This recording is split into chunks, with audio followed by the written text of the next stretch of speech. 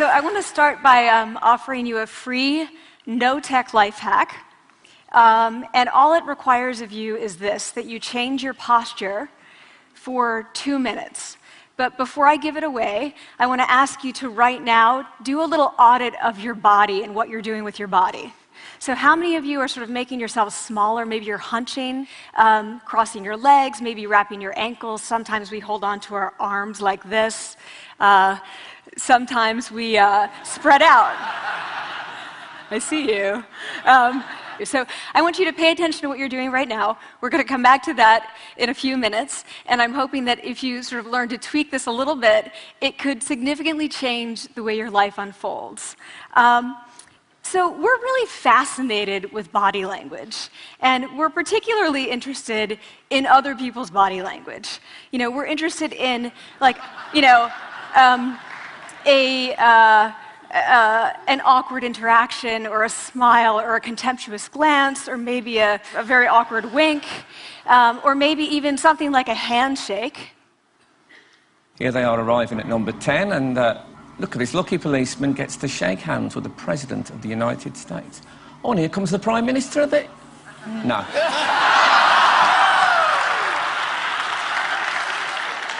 So a handshake, or the lack of a handshake, can have us talking for weeks and weeks and weeks, even the BBC and the New York Times. So obviously, when we think about nonverbal behavior or body language, but we call it nonverbals as social scientists, it's language. So we think about communication. When we think about communication, we think about interactions. So what is your body language communicating to me? What's mine communicating to you? And there's a lot of reason to believe that this is a valid way to look at this. So social scientists have spent a lot of time looking at the effects of our body language or other people's body language on judgments. And we make sweeping judgments and inferences from body language. And those judgments can predict really meaningful life outcomes, like who we hire or promote, who we ask out on a date. For example, Nalini Ambady, a researcher at Tufts University, shows that when people watch 30-second soundless clips of real physician-patient interactions, their judgments of the physician's niceness predict whether or not that physician will be sued.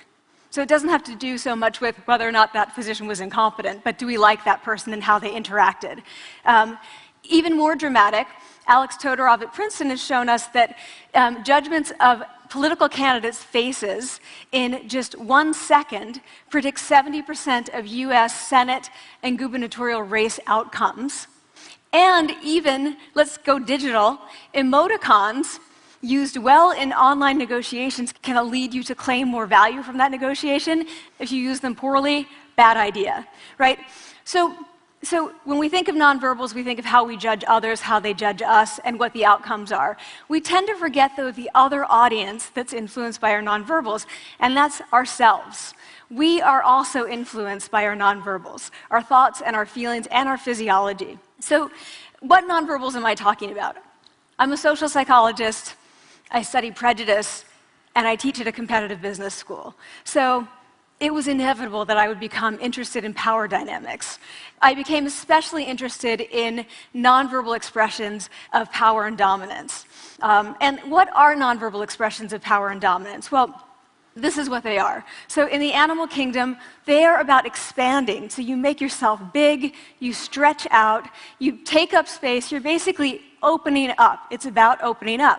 And this is true across the animal kingdom. It's not just limited to primates, and humans do the same thing. So they do this both when they have power sort of chronically, and also when they're feeling powerful in the moment. And this one is especially interesting because it really shows us how universal and old these expressions of power are. This expression, which is known as pride, Jessica Tracy has studied, she shows that people who are born with sight and people who are congenitally blind do this when they win at a physical competition. So when they cross the finish line and they've won, it doesn't matter if they've never seen anyone do it, they do this. So the arms up in the V, the chin is slightly lifted. What do we do when we feel powerless? We do exactly the opposite. We close up, we wrap ourselves up, we make ourselves small. We don't want to bump into the person next to us. So again, both animals and humans do the same thing.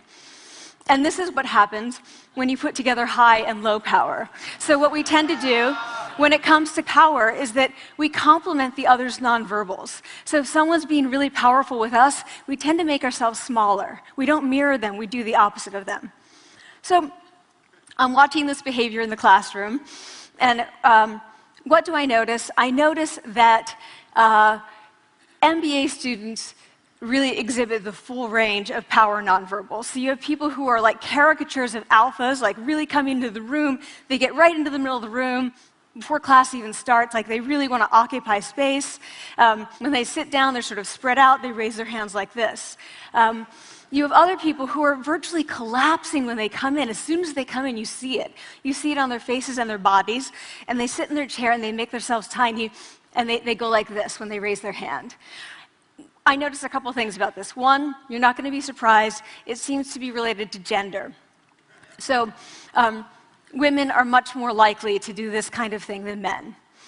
Women feel chronically less powerful than men, so this is not surprising. But the other thing I noticed is that it also seemed to be related to the extent to which the students were participating and how well they were participating. And this is really important in the MBA classroom because participation counts for half the grade. So business schools have been struggling with this gender grade gap.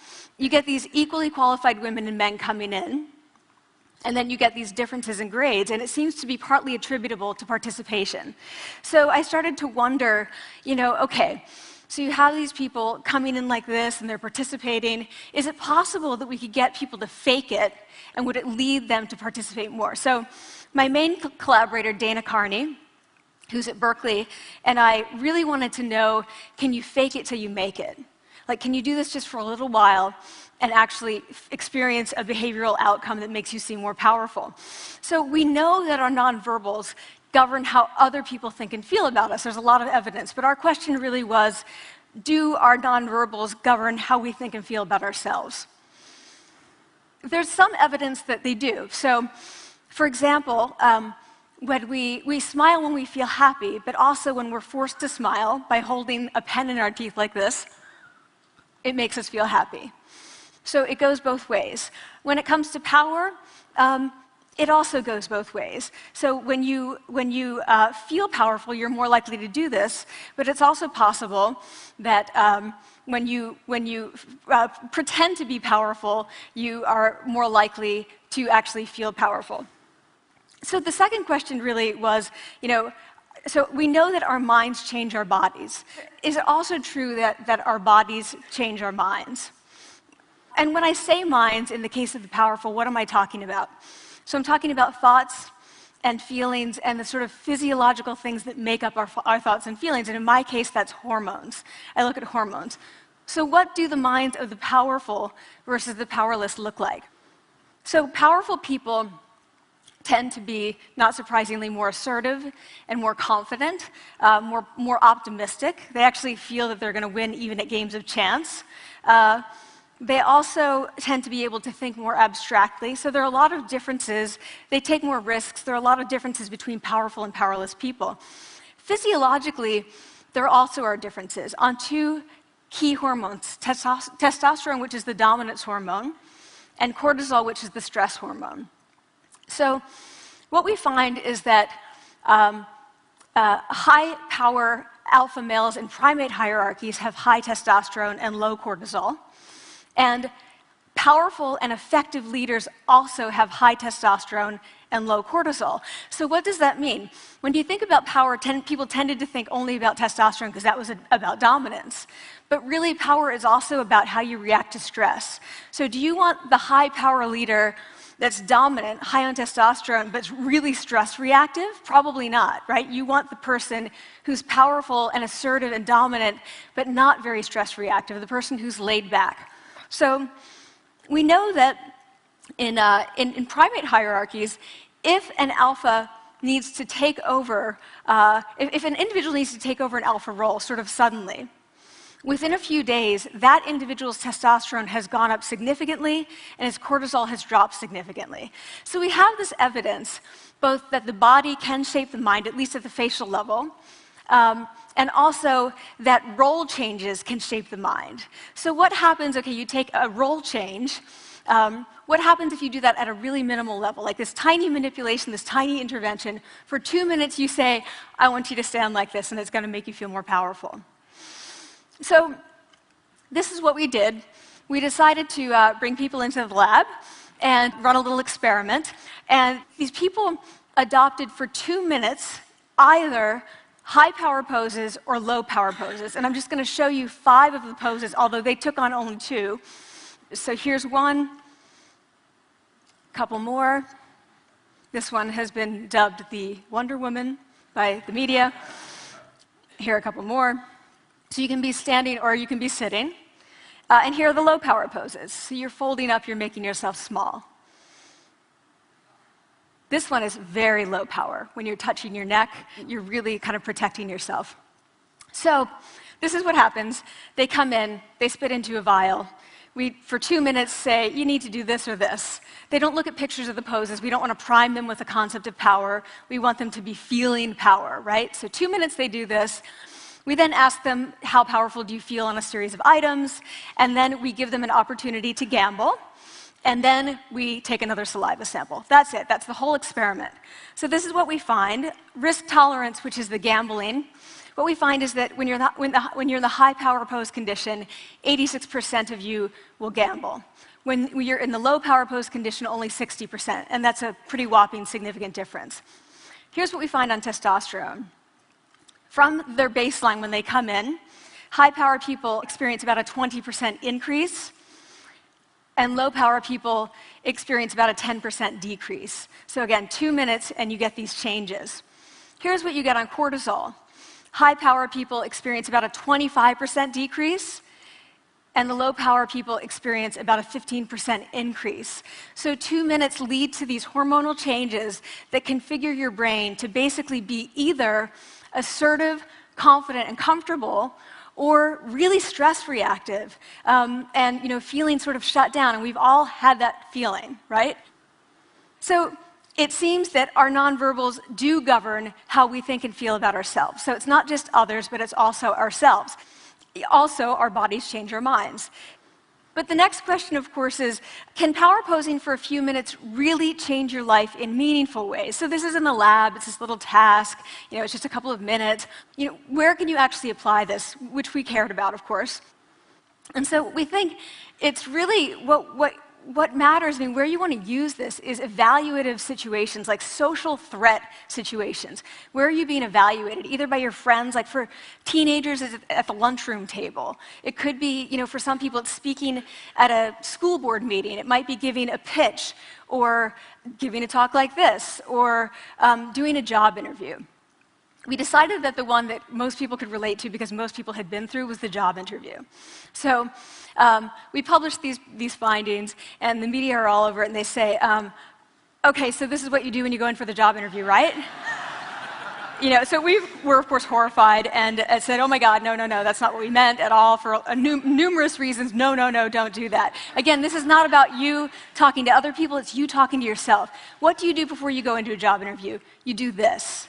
Right? You're sitting down, you're looking at your iPhone or your Android, not trying to leave anyone out. You're looking at your notes, you're hunching up, making yourself small, when really what you should be doing maybe is this, like in the bathroom, right? Do that, find 2 minutes. So that's what we want to test, okay? So we bring people into a lab, and they do either high or low power poses again. They go through a very stressful job interview. It's 5 minutes long. They are being recorded, they're being judged also, and the judges are trained to give no nonverbal feedback. So they look like this. Like, imagine this is the person interviewing you. So for 5 minutes, nothing. And this is worse than being heckled. People hate this. It's what Marianne LaFrance calls standing in social quicksand. So this really spikes your cortisol. So this is the job interview we put them through, because we really wanted to see what happened. We then have these coders look at these tapes, 4 of them. They're blind to the hypothesis, they're blind to the conditions. They have no idea who's been posing in what pose. And they end up looking at these sets of tapes, and they say, oh, we want to hire these people, all the high power posers. We don't want to hire these people. We also evaluate these people much more positively overall. But what's driving it? It's not about the content of the speech. It's about the presence that they're bringing to the speech. We also, because we rate them on all these variables related to sort of competence, like how well structured is the speech? How good is it? What are their qualifications? No effect on those things. This is what's affected, these kinds of things.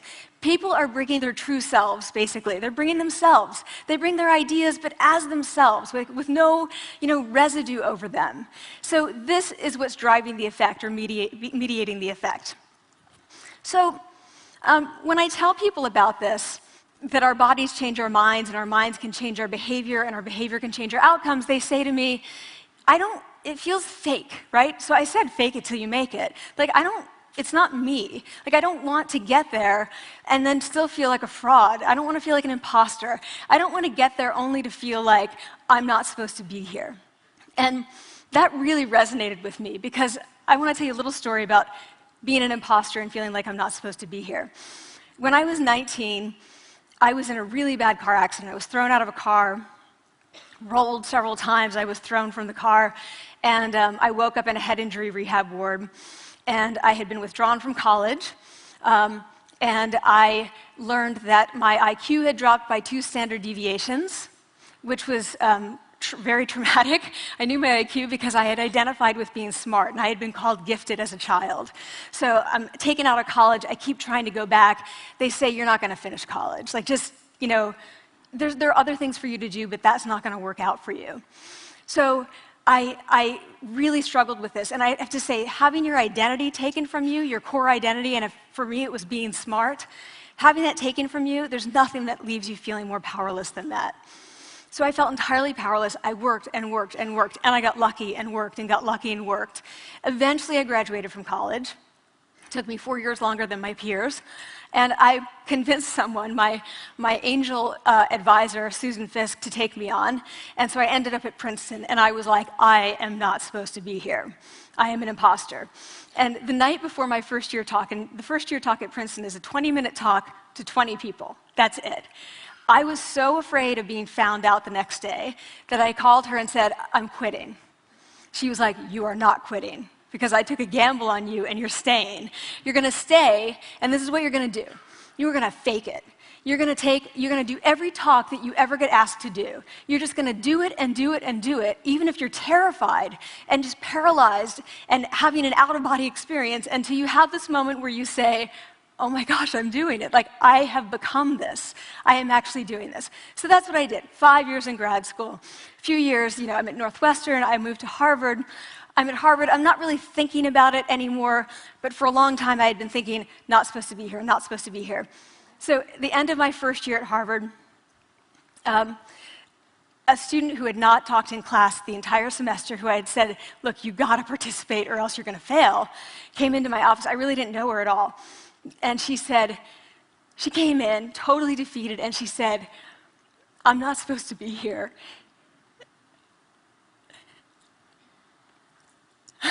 And that was the moment for me, because 2 things happened. One was that I realized, oh my gosh, I don't feel like that anymore. I don't feel that anymore, but she does, and I get that feeling. And the second was, she is supposed to be here. Like, she can fake it, she can become it. So I was like, yes, you are. You are supposed to be here, and tomorrow you're going to fake it, you're going to make yourself powerful, and, you're going to...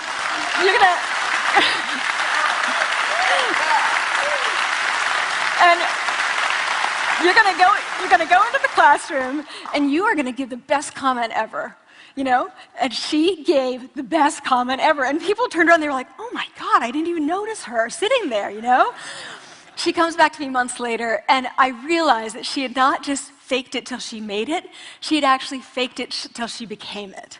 So she had changed. And so I want to say to you, don't fake it till you make it.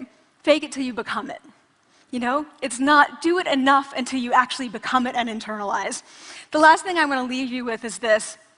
Tiny tweaks can lead to big changes.